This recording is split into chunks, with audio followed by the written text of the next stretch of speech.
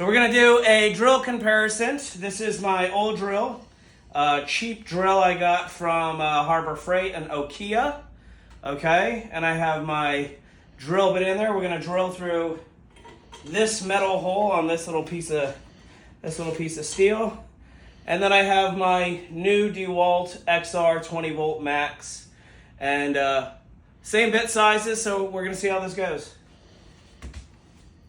All right, so first old drill.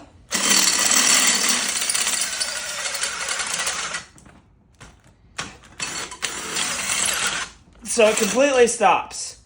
Doesn't have the power to go through this. I got the new Dewalt.